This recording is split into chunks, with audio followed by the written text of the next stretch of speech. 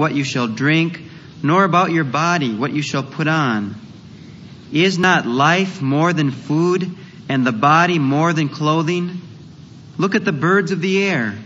They neither sow nor reap nor gather into barns, and yet your heavenly Father feeds them.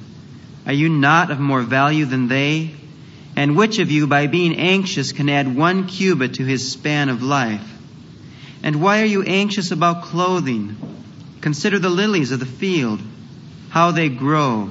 They neither toil nor spin. Yet I tell you, even Solomon in all his glory was not arrayed like one of these.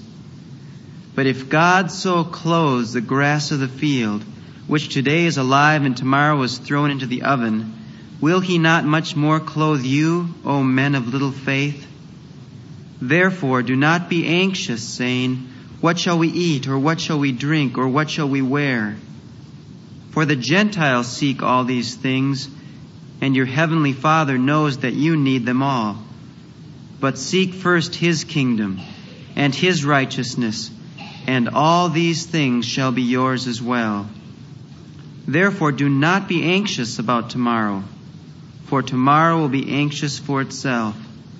Let the day's own trouble be sufficient for the day. There are some kings who find it very effective to keep their subjects under constant anxiety. They build their thrones upon the worries of their people.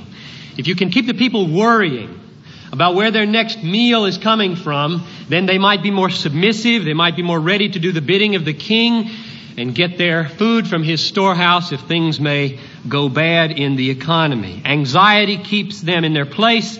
Fear makes the monarchy firm.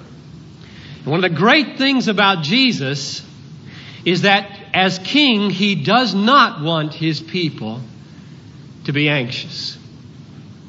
The main point of today's text that Tom just read is that God does not secure his kingship by keeping his people anxious or worried.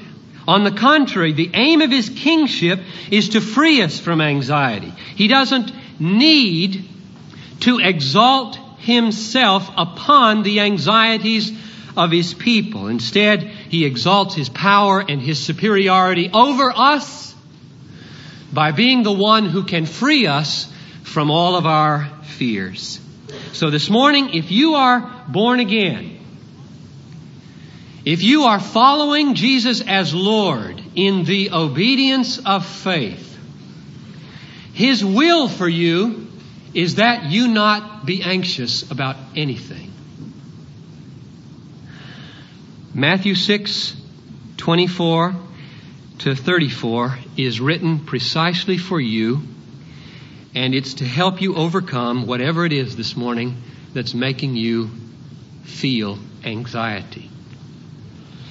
Now, to be candid, I must admit that I have chosen this text for myself, because every time I come back from vacation, I feel anxious.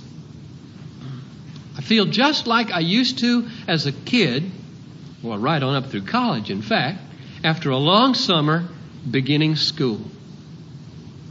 And I wondered if I could remember how to write. Or I wondered if that new teacher would have a lot of oral book reviews.